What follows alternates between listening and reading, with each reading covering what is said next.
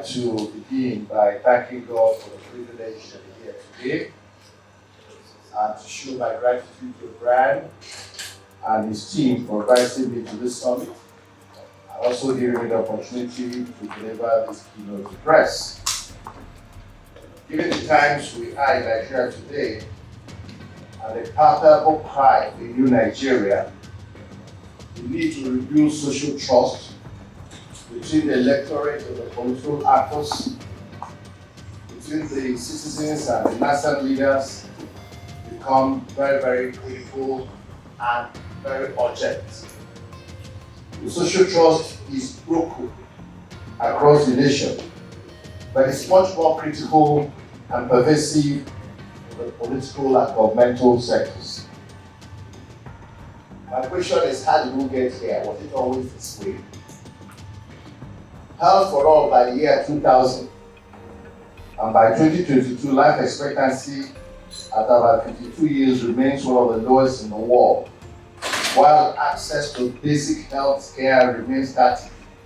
By the year 2010, and by 2023, the multinational poverty in Nigeria climbed to 65%, leaving 130 million Nigerians in the cold. Electricity for all, water for all, and after ₦1 trillion has been spent, many Nigerian households do not have up to 6 hours electricity per day, and many depend on well water and pure water for their water supply.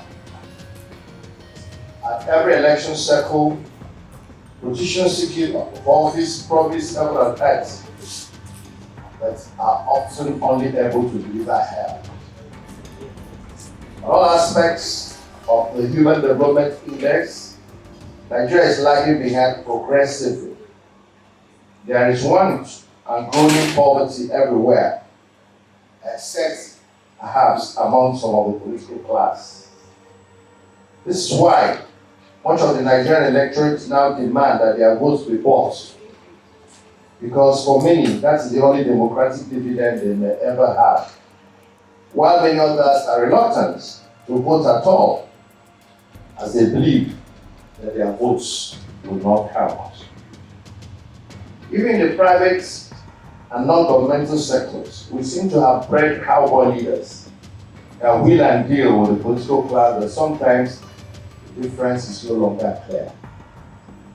There's a very high dependence of the private sector on the governments, that the leadership affiliation in the political and governmental sector seems to perfuse even into the private sector, though I might say to a lower degree.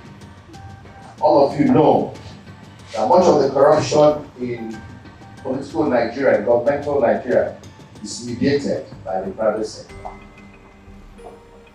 Broken promises, lackluster governance, and endemic public and private sector corruption over many years and over many electoral cycles have created such a gnawing social trust deficit between the citizens and the leaders in Nigeria, and I just say in Africa. The story is not markedly different in Zimbabwe, Somalia, Niger, Uganda, DRC Congo, Burkina Faso, the Gambia, Ethiopia, and even Kenya and South Africa. We hear about the same level of corruption in the government and even non-governmental sectors. Many have continued to ask why Africa seems to have leaders that do not love their people. Perhaps with the exception of a brief and immediate post-independence African leaders like Nnamdi Azikiwe, Kwame Nkrumah, Jomo Kenyatta, Obafemi Awolowo, Tafawa Balewa, Nelson Mandela, etc. Africa has been largely condemned to very poor political leadership. Perhaps also the military incursion into political leadership in Africa soon after independence, and for a fairly long time in many countries, contributed to the emergence of leaders without soul and conscience, who, like soldiers themselves, saw citizens as enemies that must be conquered. Otherwise, how we would have repressive leaders who want to recycle or perpetuate themselves in office, whose only agenda is to grow their wealth and dispense favors to their cronies. Many of these leaders have no vision at all, and many lack character, often taking their citizens to lower levels of quality of life than they met them, even after several seasons of political promises.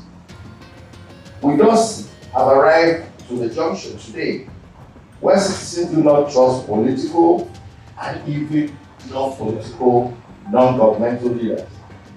In our communities, the traditional and even religious leaders have lost much of the trust of their constituents and adherents because of loss of leadership values. Some community leaders and religious leaders now engage in fraudulent activities against their subjects. Even when fairly new and apparently untainted politicians and leaders appear on the scene, they are painted with the same brush. We have heard this many times before, so tell us something else. All you politicians are the same. This loss of social trust in our country has done so much damage to the country and could do even worse. So much so that the people are suspicious of whatever the government wants to do, including doubting or rejecting measures to protect their health, like vaccination or even birth control. Any program project from government is treated with suspicion that the government has other intentions beyond what they were trying to project. So the trust is how to rebuild this social trust in our country. I believe that the 2023 elections and the evolving political scene offers Nigeria a great opportunity to begin to rebuild the social trust. The first thing I think, if we want to begin to see that Nigeria can change and that citizens can begin to trust their leaders, is to say, let their votes count in 2023. That's the first thing. If Nigerians feel that they can vote and their votes are counted or who they voted for, then we'll begin to see a reversal, a resuscitation of some trust in what leaders in the country say. Number two, let leaders put their promises or explain why not. You cannot be making promises we shall restructure the country, become you don't ever speak about restructuring. And we'll do we shall take away subsidy, then postpone it to the next regime. What kind of smart method of governance? I mean, the deceit is very apparent. You can't, for 8 years, you could not, do what you say you're going to do. Then you say it will be done when you have left office. And you want us to clap for you. Number three, let leaders walk their talk. They let them have the right values, have the right vision, have the right character, have the right integrity and sacrifice, and hold themselves accountable. In the previous session, I had the word say, sacrifice, vision. When leaders do not have the right values, when they do not have vision, when their character is tainted and suspicious, when they lack integrity, honesty, or purpose, when they cannot make sacrifice and cannot hold themselves accountable, there's no way anybody will trust them. They become predators and they become lords who conquer by force of their ability to drive their ways or to coerce people to obey. Number four, let our political leaders make the improvement of the quality of lives of the citizens their main goal and focus. That for me is the whole essence of political leadership. You meet a set of people called citizens at a particular level of quality of life, measured by different ways. What is their per capita income? What is their life expectancy? What is their energy consumption, etc., etc. That's how you measure quality of life. After 4 years, you should say, when I came to power, this was the level of poverty, this was the level of unemployment, this was the level, and then show you improved life, not riches. not flyovers. Because those flyovers and bridges count to nothing if the quality of life of the people. I went to one state in Nigeria, I think they have the largest number of flyovers, and I stopped at one of the flyovers to count the number of vehicles passing. Like 3 vehicles per hour. And I can't see how that improves anybody's life. In fact, one of the flyovers, I didn't see any car for 1 hour. And I said, what's the big deal? I went to a big mall. I didn't see anybody shopping. I said, well, maybe this man is doing tourism. But let us survive now as we wait for great year. Okay? So let that be our focus. How do we? Also, let our non-governmental leaders, private sector leaders like many of you were here, share dividends of success with the employees and other stakeholders, not seeking to maximize their bonuses and their own dividends while they don't care about what the employees, what the environment, what the community take away. Private sector people bend laws, bend rules, and do all manner of things, and we stand askance and criticize the politicians when actually we are the ones that instigate. I mean, because I'm a marketing person. I believe in the law of demand and supply. If we resist, if we don't demand corruption, we probably won't find it because we resist. And when it makes us fine, when we're happy to do deals and get better allocations of one thing or the other, we don't see that as corruption. We don't see that as setting up the same waves of malfeasance that we see in other areas. I say number 5, let our leaders live among the people, not act as aliens. You know, many of Nigerian leaders are aliens. They don't live with us. Their children do not go to the same school our children go to. Their wives do not go to the same market. They don't travel on the same road. When I was running for office, during the primaries, I met with one presidential aspirant. And he said, Sam, where are you coming from? I said, I'm coming from George. He said, wow, are you going back to Lagos? I said, I'm going to Mina. He said, how do you go? I said, I go by road. He said, this dangerous road? I said, yes, sir. It's the same road that citizens who want to govern use. We need to know what they see or what they confront when they travel those roads. But because we can fly jets and fly aircraft, we're not connected with the people. When they are speaking about their problems, they sound alien. And sometimes it's not just that they can't relate because of where they're coming from and how they're running themselves. So my point is, if we want to rebuild trust, because your leaders in your different forms, when you come down to people's level, they trust you. But when they are looking up to you, they don't trust you. First of all, they are psychologically disoriented. If they see you looking up, they don't even know what to say. But when they are at their level, they can then tell you how they feel, and that way you can build the trust and let them. So I'm saying let their wives go to the same markets as ours and let them travel on the same roads as the ordinary citizens. Number 6, let us as leaders remove ostentatious living and practice servant leadership. The principles of servant leadership is what we need to use in rebuilding trust. Because rather than waiting to be served, you go to serve. People run to you. Very often, you want to do a thing amongst your team members, they run to you and say, no, let's do it. And they show appreciation that you were even willing to do such things. Very simple gestures, but they build trust.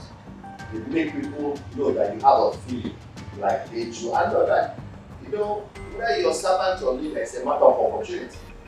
Nobody was born as I chose to be a servant. Missed opportunities and other things may have made the person to become a servant. And we could have become servants too, if not for grace of God. So let us live like servant leaders. Let's serve those who lead. They will trust us. Number 7, let the lives of ordinary citizens count, and let citizens receive respect from the leaders in all sectors. Let us learn to respect people. People carry their, I remember when I was working in Fireside way back, when my chairman and CEO was walking down the stairs, everybody ran away. Nobody dared to walk up the steps.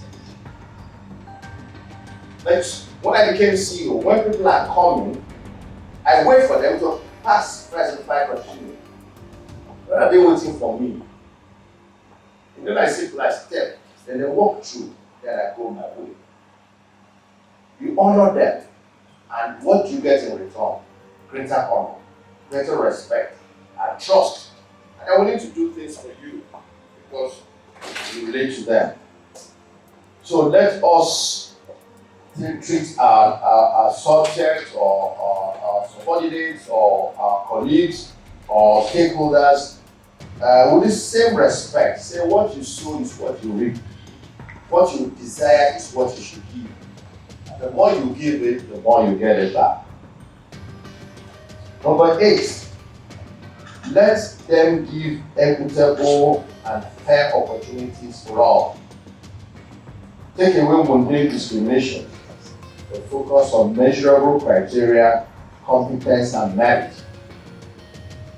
When I was growing up in my work life, one of this man, I was saying, Sam, come. I don't like your name, but I like your work. I say, sir, I manage my work now, my name, not me giving myself. Not me giving myself. So let's forget about what names people answer.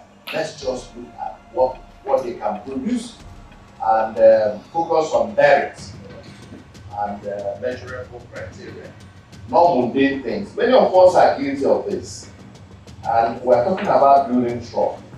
If people see that you're discriminating against them, how will they trust you? So you may deceive yourself thinking they don't. One thing that people fail to realize that all of us are God's creature. We all have the same level of the standard thinking. So if a man is playing tricks on you, depending on the power equation, you might pretend you are not here seeing what he's doing, but you are indeed. You are. You see through when the power is lying. But if it's your superior, you won't tell him he's lying. If it's your junior, you tell him he's lying, or your mates. People must understand that the headmaster was once a pupil, and even the harlot was once a virgin. You must know that the experience today that we have, somebody when you were a pupil sitting on that side, the headmaster was there. Walking and saying normal. You are wishing that you were the headmaster, you do better. But experience that when that man becomes headmaster, it does worse. Because we are getting progressively worse. We are referring to Ahmadu Bello, referring to Z, referring to Awolowo. What are the recent examples you can give?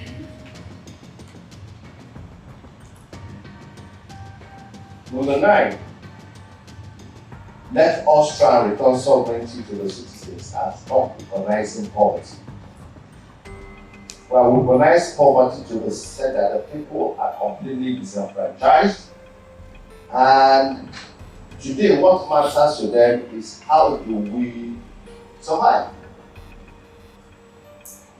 When I went to run for office, I knew there were 3 major things that I influenced political success in Nigeria, or voting behavior, what I call the political culture. So I knew ethnicity was one, I knew religion was second, and I knew that money was third.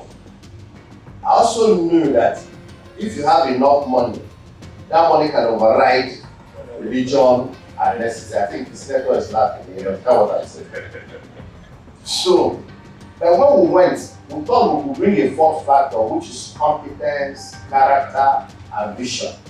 That was what I thought I could trade. Since I knew that I didn't have money to override religion and electricity, I thought we could bring that. But my experience that it didn't count. It was completely discounted by those who were involved in the primary, the delegates, discounted character, competence, and vision. It didn't mean anything to them. In fact, the major differentiating characteristic was money in the primaries. What will play out in the election, primary in the general election, what will play out? Will character count? Will vision count? Will competence count? We will see. It's just a matter of a few days, and we shall see. Then we'll know whether the evolution we are praying for has begun. My wish it does happen, so that we can change the story. I'm tired of this story, and I'm sure many of you are. We are praying that God will help us change the story. And finally, let our leaders demonstrate true fear of God and love of humanity. We're a religious nation. People who talk about God glibly, and their hearts are far away from that God.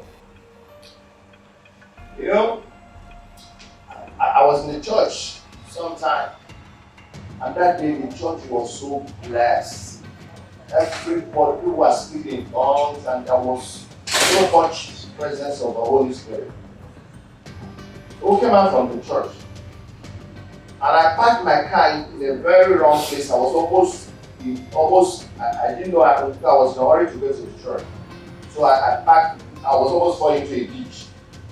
When I came out of the church and I wanted to bear myself out, I was begging my congregants who were shouting and raising hands, please let me get out. Nobody was willing to let me go. They were all in a hurry to me. And I said, is it the same people that were falling under anointing?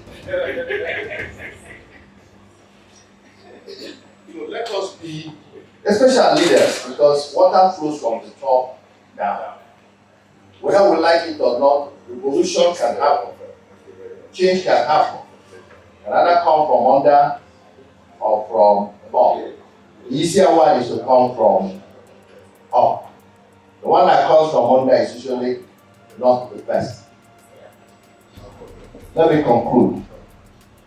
Ladies and gentlemen, my point this morning is that if we can implement the above measures and many more, I just suggested 10, over the next couple of years, maybe in the next 4 years, the trust deficit will be likely reduced.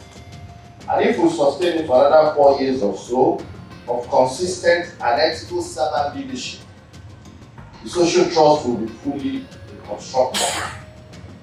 So for me, the 2023 election offers us all opportunity to begin this process. Otherwise, if this level of distrust between citizens and their leaders is allowed to continue to worsen, a bloody rebellion and revolution against the leaders may erupt, and the effect will be cataclysmic. We must avoid this by electing leaders in Nigeria and in Africa in general who fully understand and are prepared to change the paradigm. Thank you for your attention. God bless you. What exactly is the problem? Even if we have an amazing leader tomorrow, will it make any difference? Will it rebuild any system or iota of trust from members of, I won't say congregation, but from the populace? Well, the truth of the matter is every nation, every business, every company, every community rises and falls on the shoulders of leadership. If there's a problem, who is to fix it? your leader. So there is an erosion of values. And I've tried to trace in this little key, maybe things that have happened to cause the erosion. So we need to recreate our values. It's like somebody said, we'll not do election until we restructure Nigeria. I say, who restructure Nigeria? Who? What's the name of the person? Muhammad Buhari or who? So the question is, somebody should volunteer. I want to come to restructure the country. That's why I want to come to power. I can't sit there and say, we can't do election until the country is restructured. Who will do it? You don't wake up one morning and hear the country has been restructured. So the values that need to be recreated will have to be led by a new set of leaders who understand what it takes to rebuild values. And what I just spoke is part of how to rebuild those values. Be true to yourself. Know what leadership is all about. That it is about sacrifice, about vision. You must display integrity. People follow leaders. That we are where we are today is because our leaders derailed. And we follow them because you follow your leader. And sometimes you try to be different only for a little while. You're overwhelmed when there is a more endemic position that other people are taking. The Nigerian situation has gotten progressive worse because criminals come, take over power, take over the space, do what they like, and get away with it. So new criminals are encouraged to set up shops. The proliferation of banditry in our country and all that is going is that we have a government that has failed to live up to expectation, to deal with security and deal with law enforcement. It's just the way it works. The day another leader wakes up and begins to enforce laws and orders, and if you commit crime, will pursue you to your home and extricate you and punish you. Others will take a cue. That's human behavior. These same Nigerians who are lawless here, when they cross over the border, they become very lawful or law-abiding. Why? The same guys. The environment has changed. You can't monkey there and get away with it. Okay, help me, brother, help me, no day here. Now my town man or my countryman no work. If you commit crime, they put something around your hands and take you somewhere. That's what somebody or some group of people like Lee Kuan Yew and his team did in Singapore. They came to say this must change, and if we must change it, we are prepared to die to get it changed. Thank you so much, sir. My second question would be, when you were speaking, you spoke a lot on the government side, but I would like us to kindly discuss from the youth perspective, from the perspective of young people.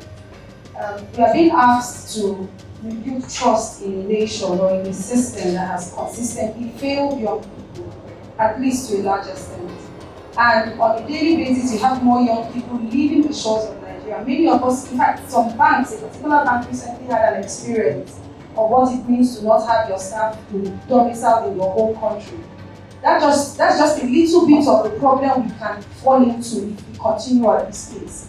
Many young families that are the future of this country are leaving this nation. Maybe as we are speaking, some people are leaving tomorrow from here. We really can't say.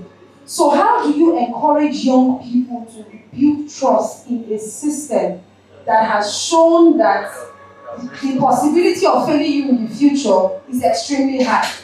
What can we do? I was driving one day. I was carrying my family in a car when my kids were much younger, and my driver was coming with a backup car. We got to a bridge. In fact, one about 500 meters, by the hold up, and I saw one policeman just there collecting money from people as we were coming. In fact, at one time he was collecting money and giving change. Have you seen that happen? Collect money, go and bring change and give to the man. Complete trading. So when we got there, I told my wife I want to talk to this policeman. He said, please, you are carrying your family. Please don't do this. I said, I want to talk to you. So I parked the car. I said, Osi, why are you doing this now? Why are you doing this? You kept us for over 30 minutes and we're watching you. You don't know who we are. Some of us are international journalists and we're taking pictures of what you're doing. What are you doing? This is not fair. More especially your IG has said nobody should do this anymore. You know, that if anybody does it and that they're going to do something to compensate, blah, blah, blah. So the man talked to me and said, who is the IG? I said, Tafa Balogun. He said, that one like thief. He said, okay, me, I'm not the thief. I beg. But Tafa Balogun like thief. Okay, see, this, as you see me like this, last night I come home. My wife bought me for trousers. He said they don't drive my children for school. This morning, this uniform wear when I made buyer. I go market, go buy it tomorrow. So what you want make I do? If you get, give me. If you don't get, just to go your way. I turned back and entered my car. My wife said, you are lucky the man is a gentleman. But don't carry it, he's not offended. So if you're that policeman who has not, you're paid so poor, you stay on the road from morning till night, you come back, your wife is holding you back for your husband, your children cannot go to school. What are you expecting to do? What amount of preaching, what amount of sermonization will help you? It's difficult to preach to anybody when you see the type of system we have. It's difficult because our circumstances are different. There are families where their parents can take care of their youth.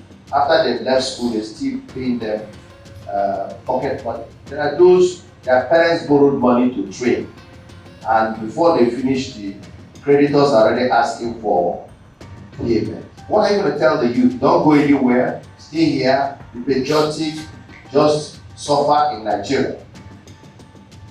But it's difficult to theorize. The thing is that every system must be arranged in a manner that will make it conducive for who to live in the country or to immigrate. That will make it conducive for businesses to come into the country or go elsewhere. It is a question of creating the environment. Some of us, when I left school, I don't understand what unemployment is. I got 4 jobs when I was finishing my youth service. If I got my first car as an intern pharmacist, 3 months after I joined, I got a first car. I drove the car to do my internship, go to do youth school, came back to start working with Fireside. 3 months, Fireside gave me a brand new car as my official car. As a young pharmacist, less than 3 years old, I had 2 cars in my garage. What is the fate of pharmacists who leave school now? 6 years, 5 years. Some don't even have. If I even went to do internship, they can't. I have retired from NIMET for many years. Every day, 20, 30, 100 people asking, please give us internship. Just use compulsory internship. They don't know what to do. Sometimes youth compose people to government agency, government rejects them. Hello? Government agency call you, and NYC sends people to the government, they say they will not take. What is that guy supposed to do? Stay on the streets and be shouting, I love Nigeria. You know, the truth is, let's face facts. I thank God I'm not a youth. Because if I'm a youth, I don't know whether I'll be worse than those that are where they are. I mean, what you are not, you can theorize. The circumstances you're not facing, you may not understand them. So I think I go back to the issue, which is about leadership. That's why we're here. It behoves all of us who carry that title, officially or unofficially, as leaders, to begin to set things in our little enclaves to make Nigeria livable. If you're a leader of a company, create that small Nigeria that you desire in your enclave. You know, I mean, we need a bigger Nigeria. But in my home, I try to create an ideal home for my children and my family. In the way I work, I do my best. When I was running, we had cash flow challenges in my company. What did we do? I was the man that would receive salary last. We started paying from the least to the highest. Those who had little money were paid first. Those who, like me, there were some 3 months I didn't get paid. I survived, not because I stole money, because I got into a level where I invested, I made some investments and I could earn income. But that little guy here has no investment. His whole life is on me. But our leaders here, I mean, even in this company I'm talking about now, which I was supposed to join the board meeting, the company made a loss last quarter. But the directors, executive directors have collected their allowances for the next quarter. Hello? Hello? You understand what I'm saying? Yeah. So something is wrong.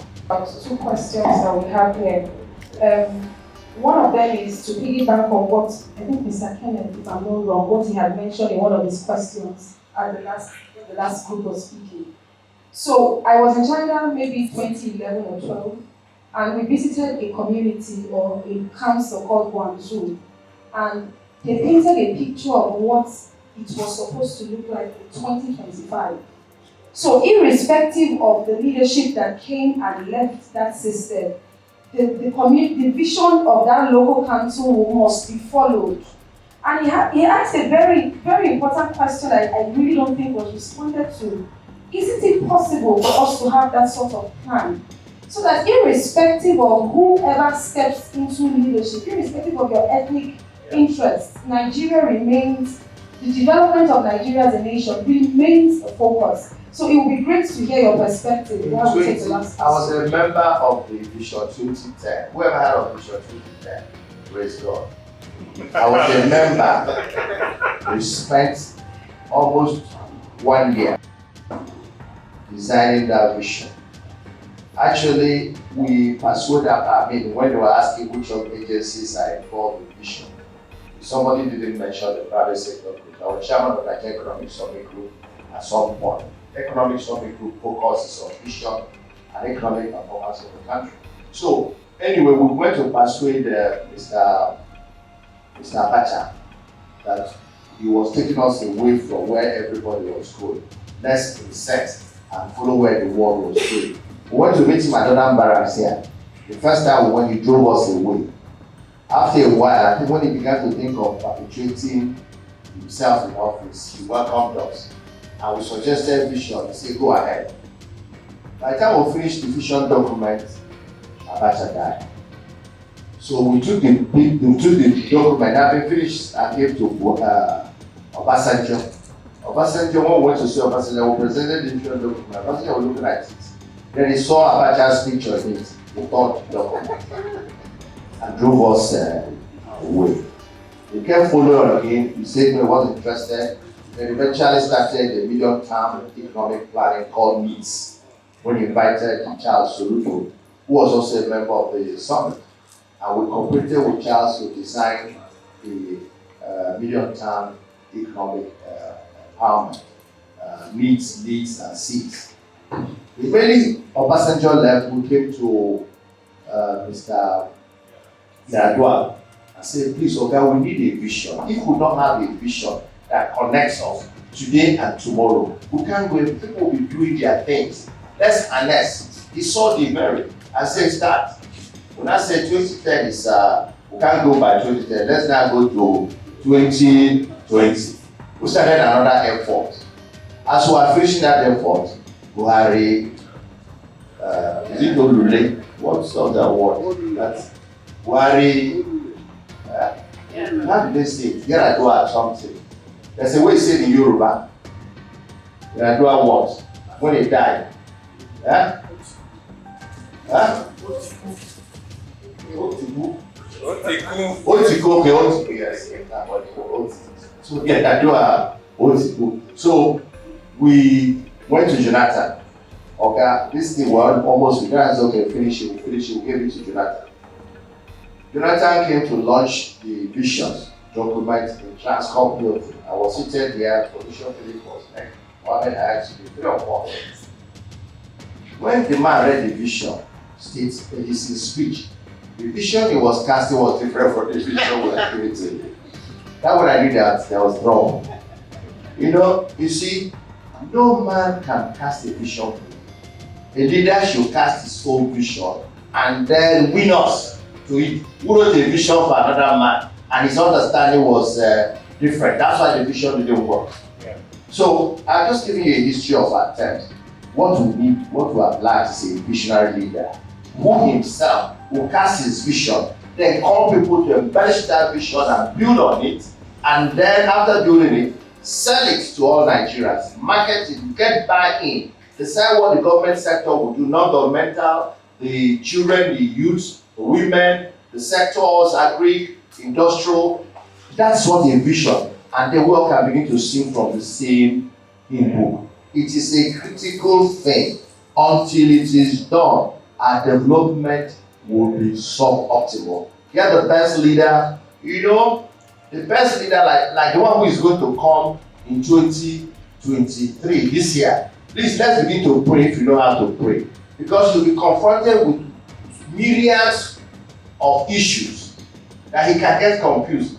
In normal time, when a leader gets to be president of Nigeria, he will be confused. Normal time. But I think you agree that this is abnormal.